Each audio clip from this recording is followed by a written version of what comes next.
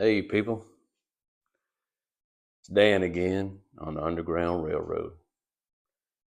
And I'm coming to tell you kind of a humorous story from years ago when my children were younger and more prone to interruptions as small children are. I have four children, and now since they're older, I have grandchildren as well. Me and my wife do. We keep accumulating babies, and I like that. Uh, I always have loved children. Even I think when I was in elementary school, I just always maybe the imagination that they have and that they're affectionate and they haven't been darkened by the things that are in the world that will make someone less optimistic, I guess, as they age or tends to anyway. But anyway, I've always loved children, and so our family growing as it is to me is a real blessing, and my wife loves it a lot also. And now because our family has grown, we got them all different ages and nieces and nephews, and at Christmas time we have a lot of folks at our house. Sometimes our house is the house that everybody likes to come to, and they feel welcome and appreciated. And I don't think we've consciously tried to create that or anything like that. It's just,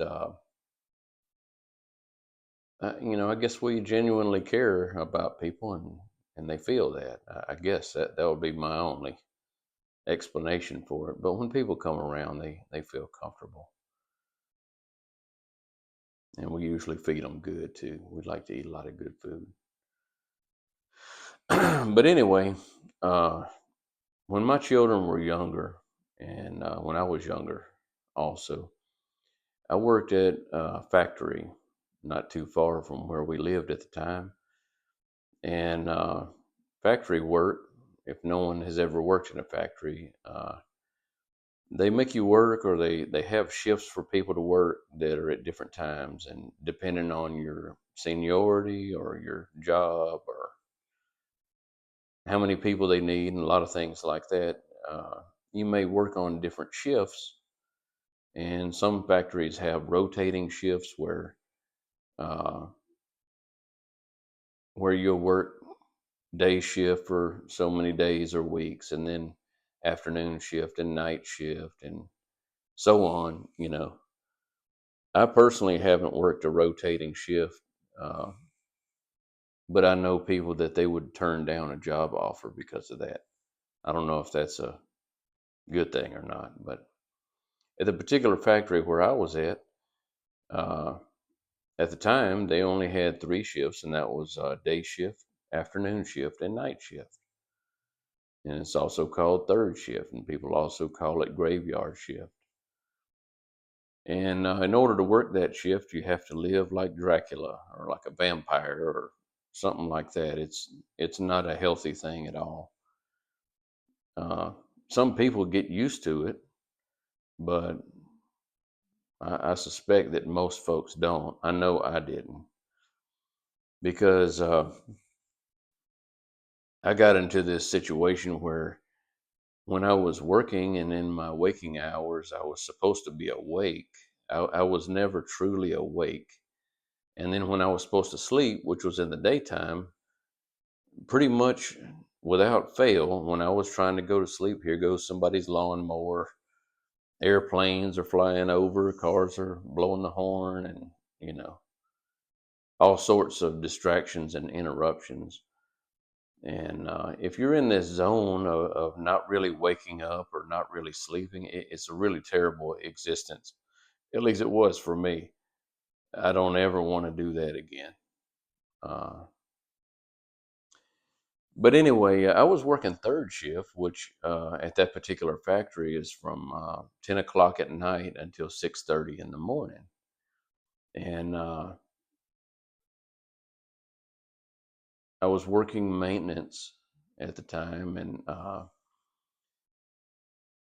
maintenance work at a factory is similar in some respects to being a police officer or a fireman or something like that, because if you get a call, you have to jump up and run to go put the fire out, or fix whatever it is, or something to that effect, uh, and then go back to chilling again, relatively speaking.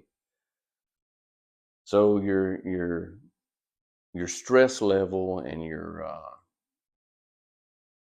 you know anxiety or pressure put on you to fix the thing or make it run or whatever it is, it's always going up and down all throughout the shift, whatever shift you work. Uh, and that's the nature of maintenance work at a factory. And it really makes no difference what kind of factory it is. Uh, and generally speaking, the more strapped the company is financially, or greedy they are, or desirous of a bonus that some of the management is, they put greater and lesser amounts of stress on you. But anyway, at this time, I was working third shift, and you know, working in an environment like that. Well, when I would get home, I would need to go to sleep, and depending on the time of the year, it's either still dark or the sun has recently come up. And I believe God designed people not to sleep in the daytime and stay up all night.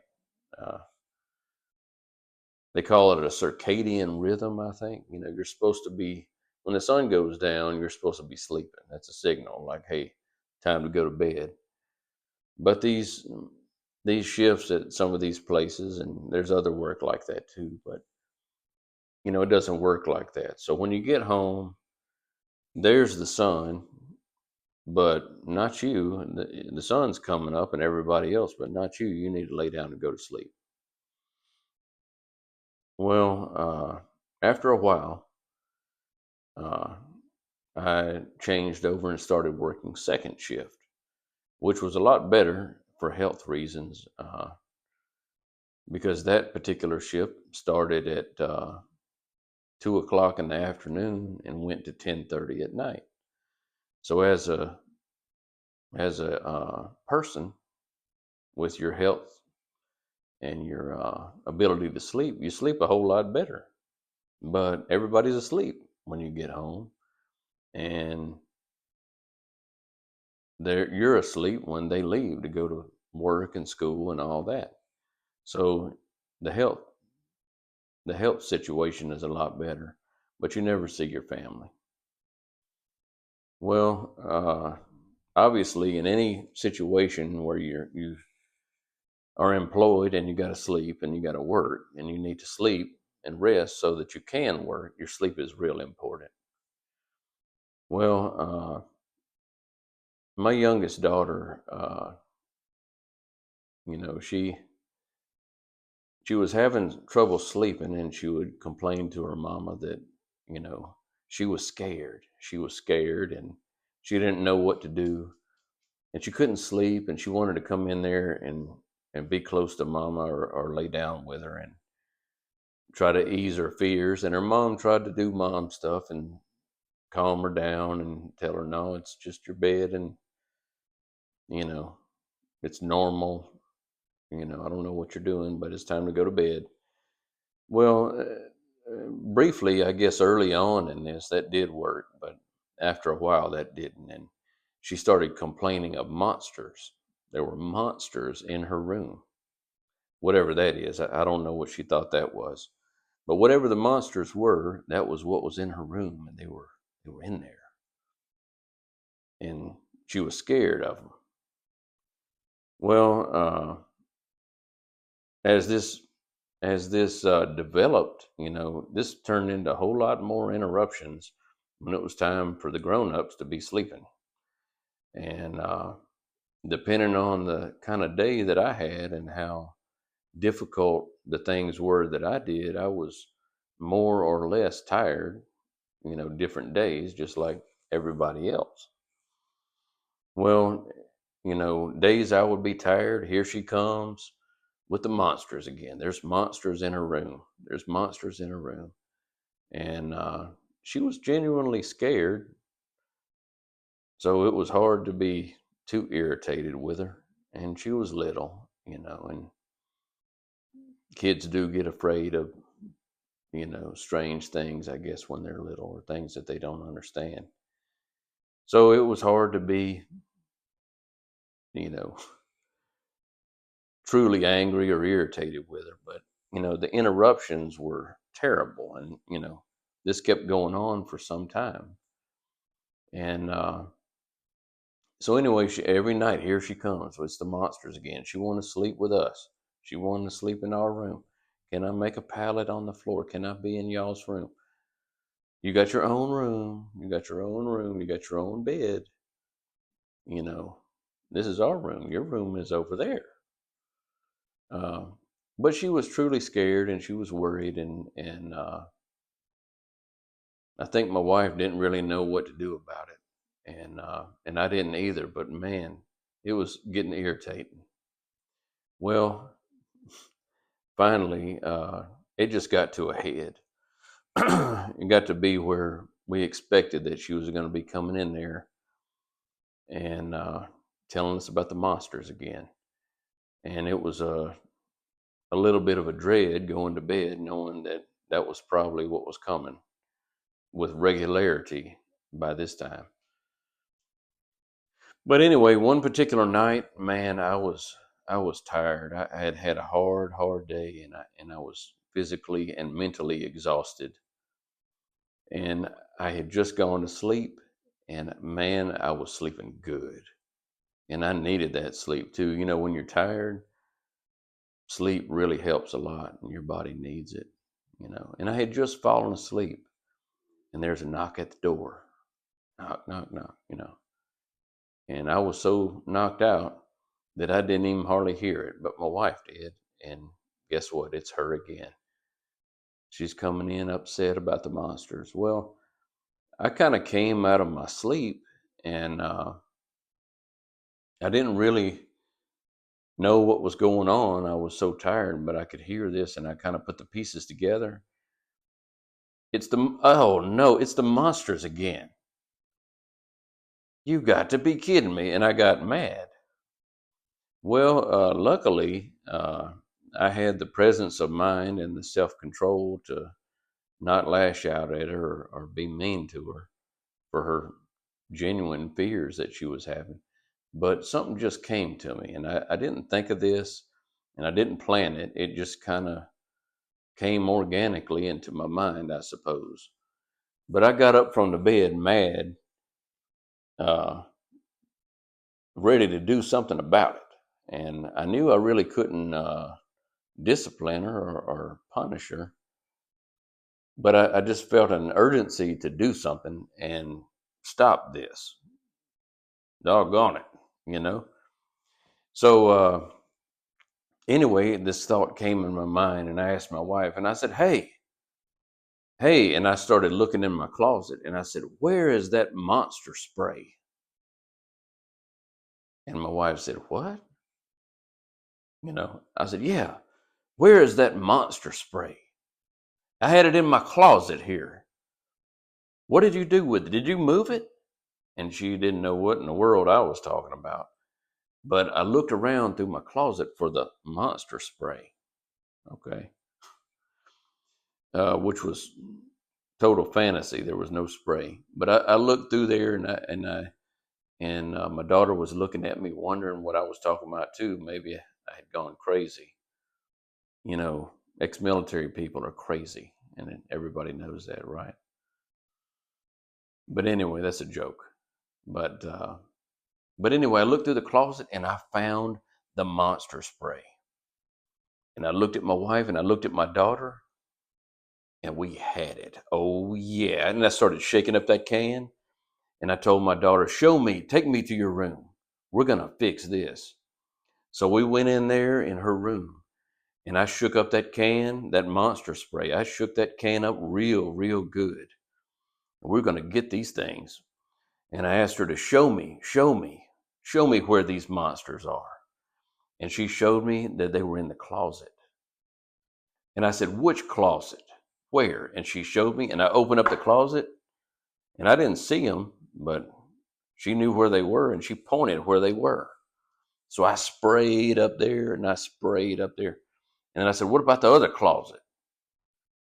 "Yeah, they might be in there. We're going to spray in there too." We sprayed in that closet too. And then I was still shaking up that can. And then I looked around and I said, "Well, where else are they? Are there any more in here?" And she said, "Yeah, they're under the bed. There's some of them under the bed." And I got down on my knees and I sprayed all up under that bed, all up under that bed, really good. And she was looking kind of contented at this point that, something was finally being done about these monsters. Well, I asked her, and she didn't have any more places where she thought that they were. But we still had some left in that monster spray can. So I shook it up and I went back all over the same places, the closets, up under the bed, everywhere that she pointed that she thought they were. And I sprayed that monster spray until that can was empty. And I even shook it up. And then I told her that that's it, that's the whole can. And so we did that was it. And we killed the monsters. So I told her she can go on back to bed now because that's over with. And I helped her into her bed and tucked her in, and we smiled and we were satisfied that we had killed the monsters.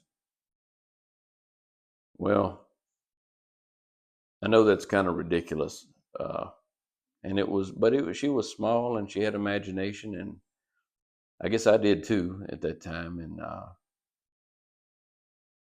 we killed the monsters.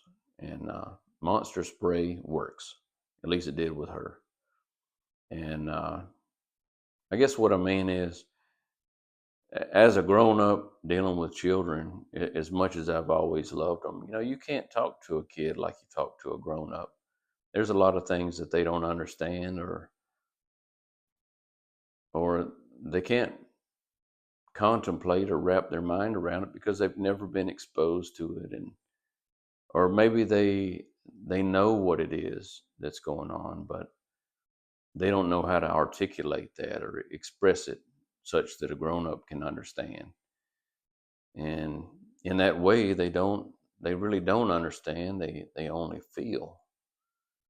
And I guess what I was trying to do was calm her fears and allow myself to sleep. And well, me and my wife, and just in this, it was making a nightmare for us, figuratively speaking.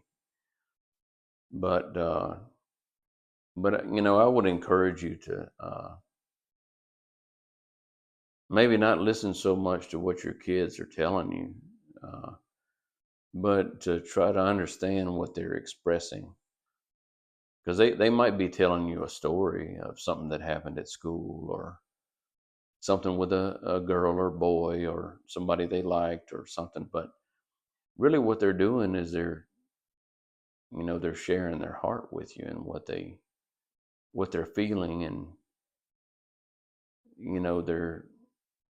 their fears and their hopes and things like that. And uh, you have to be careful, I think, especially as a man, not to crush the hopes or minimize the fears, because they may be immature things or childish or something that you dealt with a long time ago, but for them it's very real and very current and applicable in their life.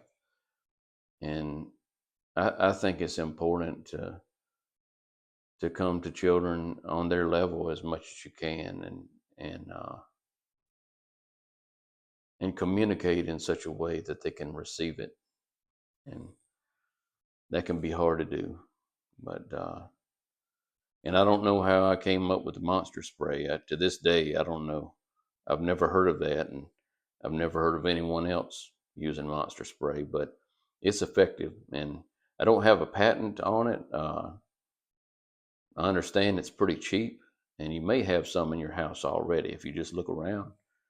But it really works on monsters, and it can allow you to sleep better at night, with the monsters being killed and all. But I hope you love your children and that you spend time with them and try to understand what's going on inside of them and not focus so much on their words or their grammar or things that seem small to you may be very important or big to them. But I hope you're doing well, and that you're becoming more of who you want God, or who God wants you to be, and that you're helping your children do the same. And that's it. We'll see you next time.